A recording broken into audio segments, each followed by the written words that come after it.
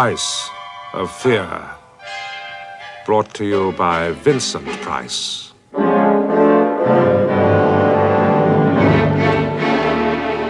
Browsing through a book of quotations the other day, I came across the old Scottish prayer to ward off evil spirits. You remember, from ghoulies and ghosties and long-leggedy beasties and things that go bump in the night. Well, isn't it strange how the coming of night can alter the whole shape, appearance, even the atmosphere of a house or a room?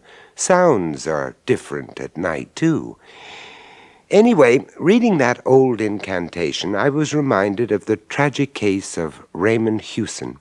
It's an odd story which I've called the Waxwork, so let me tell you about it. Some years ago, I was working on a film in London. One evening, after we'd finished, I decided to take advantage of a little free time before a dinner engagement and to walk back to my hotel, exploring London as I did so.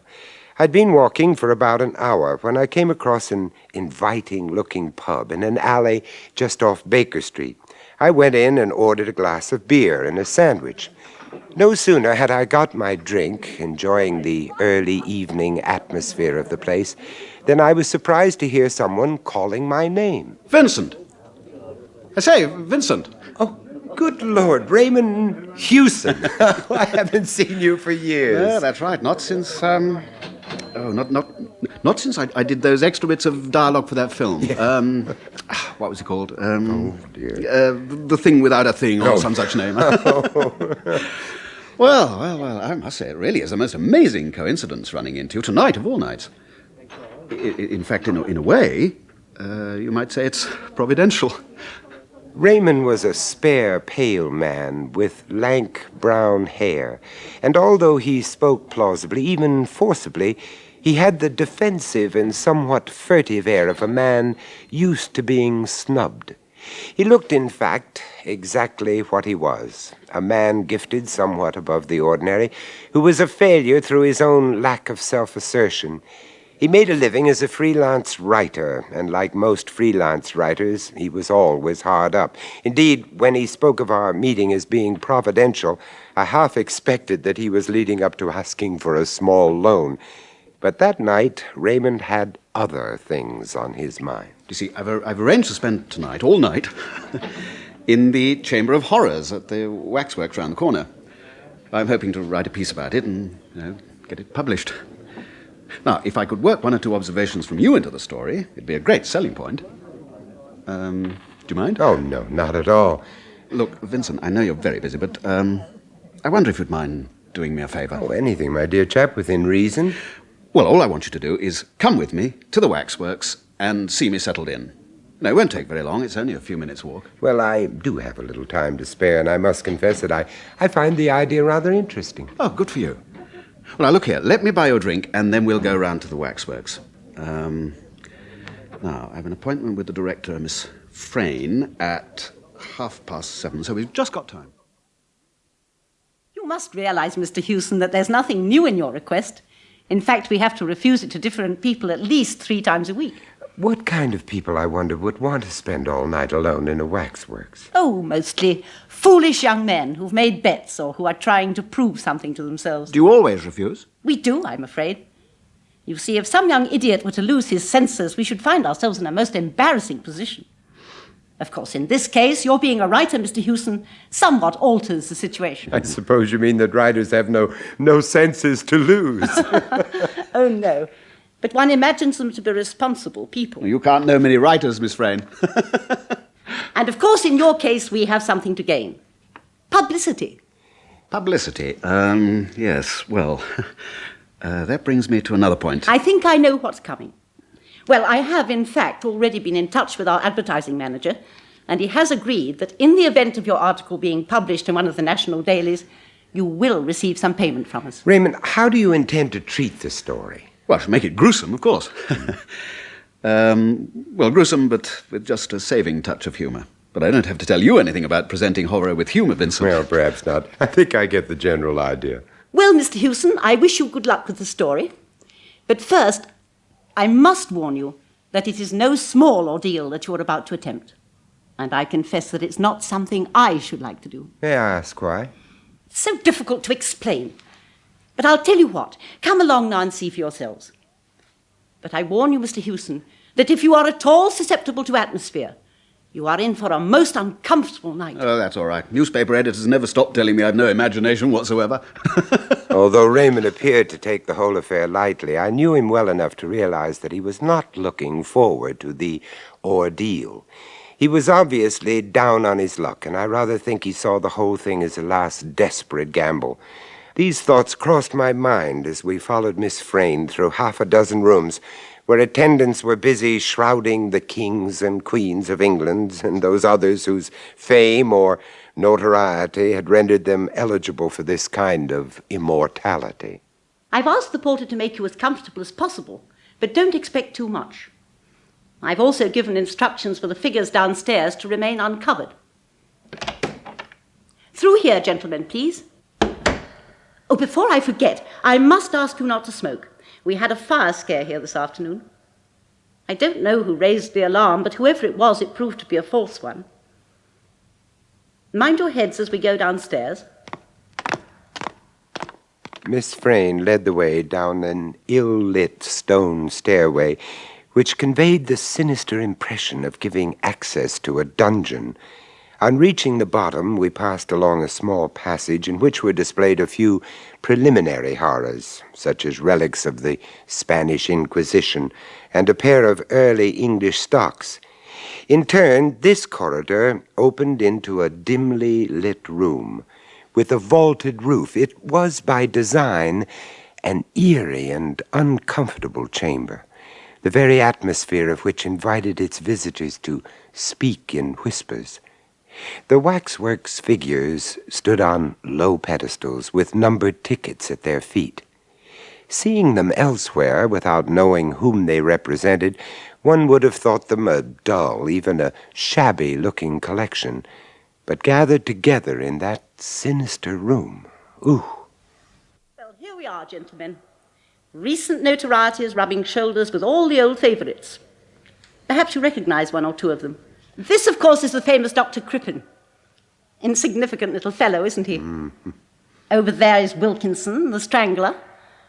And there you see a tableau depicting the murder of the two little princes in the Tower of London. It's a very dark Tower of London. Oh, yes. I'm sorry that I can't give you any more light, but that's all there is. For obvious reasons, we keep this place as murky as possible. Good Lord. Who's that over there? Ah, yes, I was coming to him.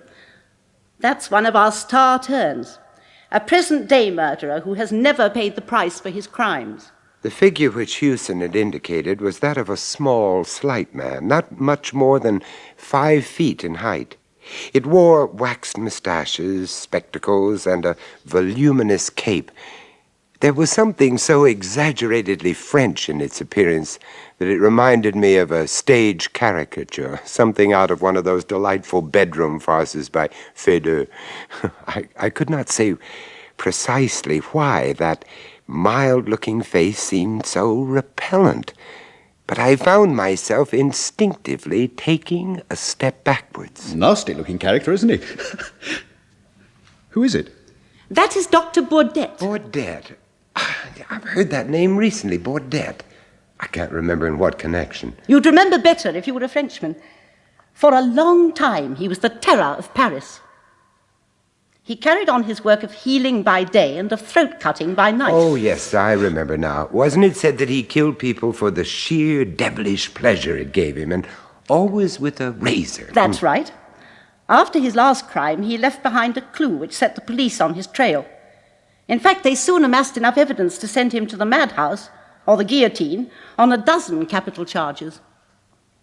But I thought you said... That he was never caught. Oh, he was caught, all right, and tried and convicted. But somehow he managed to escape and cheated the guillotine. 1 or 2 crimes of a similar nature have taken place in London quite recently. But then it's queer, isn't it, how every notorious murderer has imitators. Anyway, most of the experts believe that he is quite definitely dead. Well, I don't like him at all. Oh, those eyes. Whew. They seem to bite into you. Yes, don't they? This figure's a little masterpiece. It's excellent realism, really, for Baudet practiced hypnotism and was supposed to mesmerize his victims before dispatching them. Oh, I see. I was wondering how so small a man could have managed to overcome his victims. Well, it was mesmerism. At least there was never any sign of a struggle. Do you know, I thought I saw him move. Oh, come on now, Raymond. No, he moved, I tell you. Oh, dear. You'll have more than one optical illusion before the night's out, I expect, Mr. Hewson. But remember, you won't be locked in. You can come upstairs whenever you've had enough of it. There are watchmen on the premises, so don't be surprised if you hear them moving. I've told them you're here, by the way. Raymond, you quite sure you want to go through with this? Of course. And I think it very mean of you not to have offered to stay with me. Oh, that wouldn't be fair, Mr. Hewson. You must be quite alone. Well, don't think I won't mention you in my story, Vincent. Though I may as well tell you that I shall feature heavily as the hero. Raymond, I assure you that even if I didn't already have a dinner engagement, I should still be only too happy to let you stay here all night by yourself. This place gives me the creeps. Well, Mr. Hewson, I'll wish you a very good night. And so do I, Raymond. A very good night and a successful story to celebrate tomorrow. Why don't you give me a ring, I'm at Jameson's Hotel in the Strand. Thanks, I'll do that. Well, good night. Good night, Mr. Hewson. And thanks for tucking me in. And so we left him, and after a quick and I must confess, welcome drink in Miss Frayn's office, I went back to my hotel to get changed for dinner. It must have been at about 3 o'clock the next morning that I received an urgent telephone call from Miss Frayn asking me to return to the Waxworks immediately. And this is how our night watchman found him.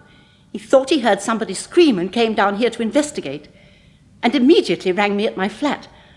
And I'm afraid that when I found what had happened, I rather, panicked and rang you. You see, I didn't know what else to do. I didn't have his home number or anything. I understand. Have you notified the police?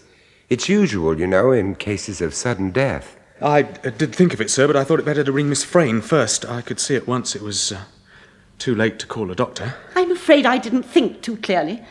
Oh, how awful. This is the sort of thing we've always tried to avoid.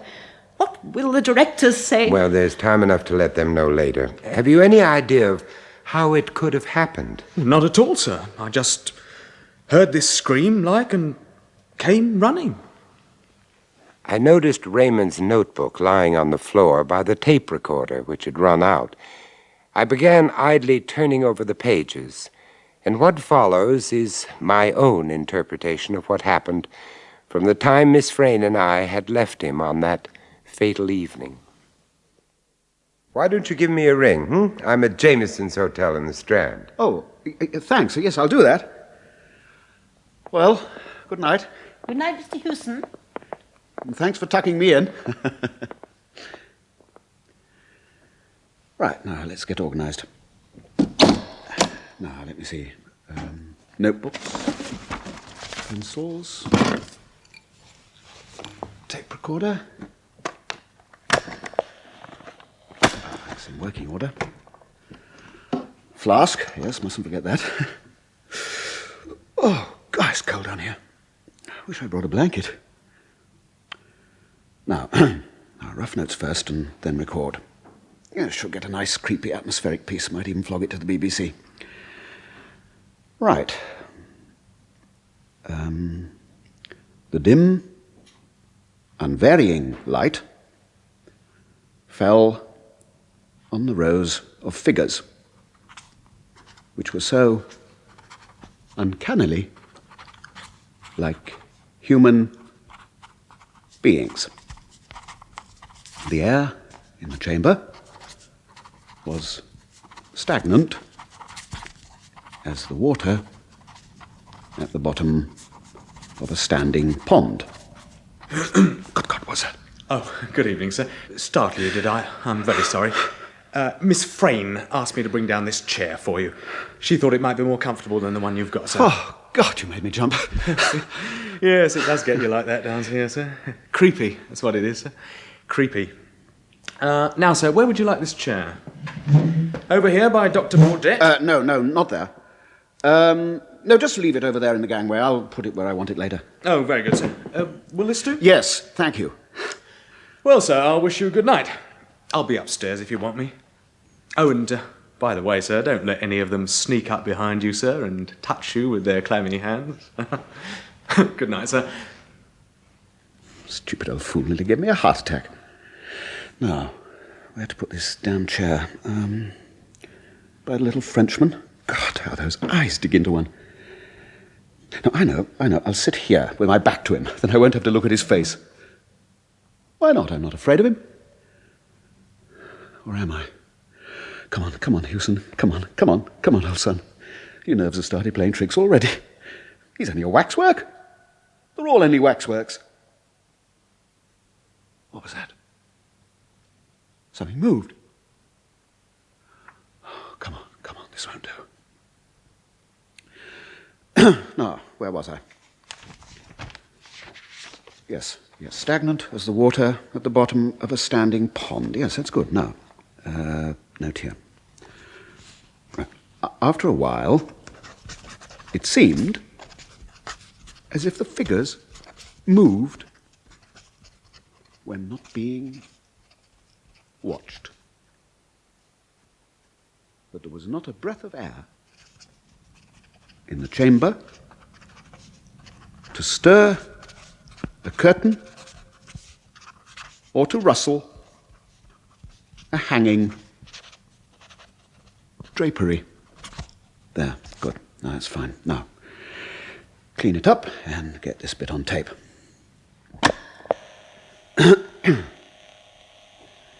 The dim, unvarying light fell on the rows of figures, which... Hello, something moved again.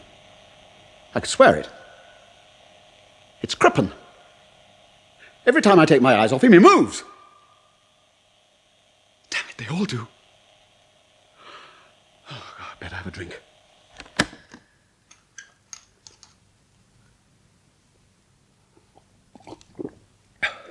That's better. All the same, it's not good enough. I'm going upstairs. I'm not going to spend the night with a lot of shifty, bloody dummies who move when you're not looking. Now, what's the time? 1:30. Oh, 6 more hours. I'll never do it. What's that? It's Crippen again. I nearly caught him that time. You better be careful, Crippen! And all the rest of you! Or I'll smash you all to pieces! Do you hear? Do you hear me? Why don't I go? Why should I sit here scribbling when I can write all this up tomorrow? Who'd know? What's that? Oh, God. All right.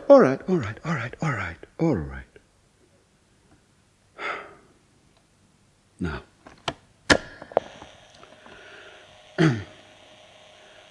I'm Raymond Hewson, freelance writer. I've been here in this Chamber of Horrors for, a few hours. My nerves are beginning to play tricks on me. And that's all they are, tricks. Oh, I'm a living, breathing man, and all around me are statues, dummies. They can't move, and they can't whisper. Neither can they breathe. But by God, one of them is. Somebody else in this room is breathing. You, Dr. Baudet, you moved. Yes, you did. Damn it, I saw you. Good evening, monsieur. I was right, you did move. Quite right, my dear friend. And now, let me get off this ridiculous platform. Don't come near me! Really, Mr. Hewson, let us not be melodramatic, huh? Oh, that's better. One gets so stiff standing in the same position all the time. I need hardly tell you that I never expected to have the pleasure of a companion here for the night. Oh, what the devil are you? My dear sir, have no illusions. I'm not one of these contemptible effigies miraculously come to life. I am Dr. Baudet himself. But I don't understand. How do I come to be here? Let me explain. You see, for some time now, I've been living quietly in England. Well, late this afternoon, as I was passing this building, I saw a policeman regarding me somewhat too closely. So I mingled with the crowd and came in here. And when I entered this chamber, I saw at once my means of escape from the so inquisitive policeman. I don't understand. You have no imagination at all, sir. It was so simple. I raised a cry of fire, stripped my effigy of the cape, hid it, and simply took its place on the platform. Et voilà! But you must have been there for hours. Didn't anyone notice you? One small boy only. He screamed and said that he saw me moving. I understood that his parents threatened to give him a good hiding on his return home. I can only hope that the threat has been executed to the letter. So you really are Dr. Burdett. What a scoop. Scoop? Oh, yes, yes. Well, we shall see. And to think I nearly packed up and went. Fancy missing this. What a story. Dr. Burdett. The French Jack the Ripper. A slight exaggeration. But why do it? Why commit these awful murders?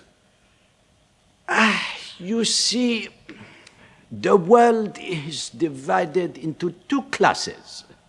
The collectors and the non-collectors. The collectors collect anything according to their individual tastes. I collect throats. No, do not attempt to move. It is useless. You cannot move unless I say so. But my notes, I must get all this down. And I'll never have another chance like this. Exactement. You have given me the opportunity of gratifying my somewhat unusual whim. No. you just hold on a minute. But you have a skinny neck, sir. If you will overlook such a personal remark. Now, you look here, Dr. Bloody Burdett. If you think I you would can... never have selected you from choice. I like thick necks. Thick, red, meaty necks. But enough talking. Enough talking? I haven't even started yet. I'm not alone here, you know. I've only got to shout, and the watchman will come running. And where will you be then? This is a little French razor. The blade, you observe, is very narrow. Look. Look, I promise not to say a word about you being here and not to use the story until... Does the razor suit you, sir? Well, we shall see. Look, I won't use a damn story at all. No, sir. Your appeals are useless. You are now completely under my control. You cannot even speak unless I tell you to do so. Now, you will please have the goodness to raise your chin a little. Thank you. Oh, just a fraction more. Merci, monsieur. Merci. That is parfait.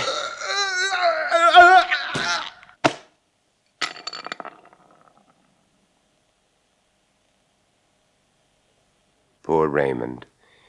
When I had finished reading his notes, I turned my attention to the tape recorder.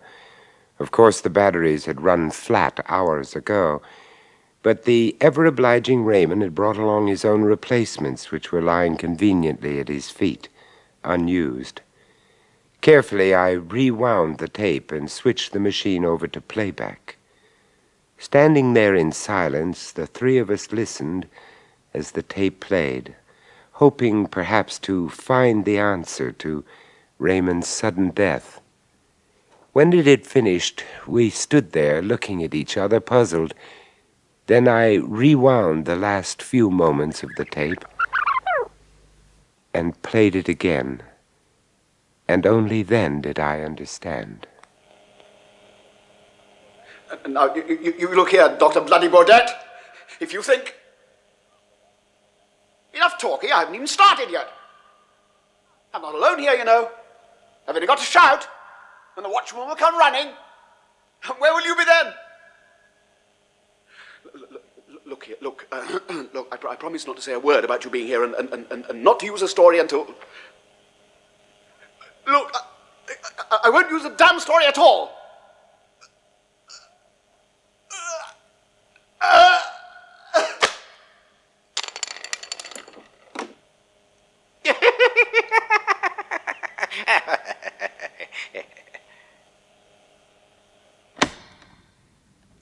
The waxwork figures stood apathetically in their places, waiting to be admired by the crowds who would soon wander fearfully among them.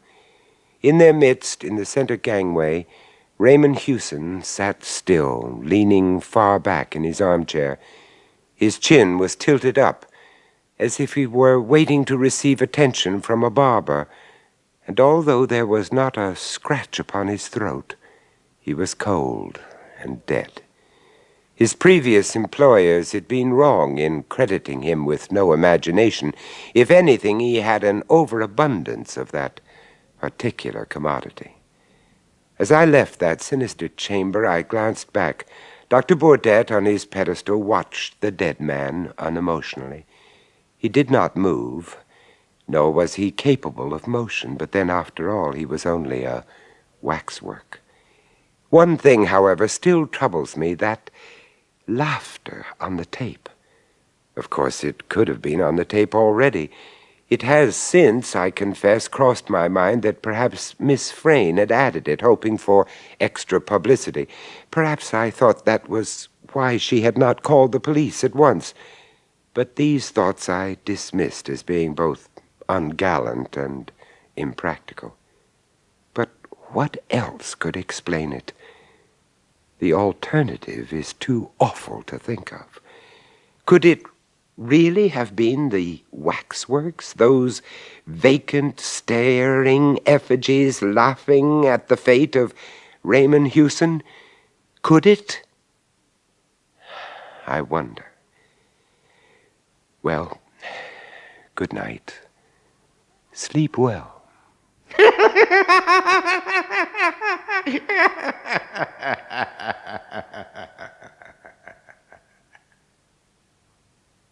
That was Vincent Price bringing you The Price of Fear. Also starring in The Waxwork was Peter Barkworth, with Cyril Shapps, Joan Cooper, and Christopher Bidmead. The Waxwork was first recounted by A.M. Burridge, dramatized by Barry Campbell, and produced by John Dias.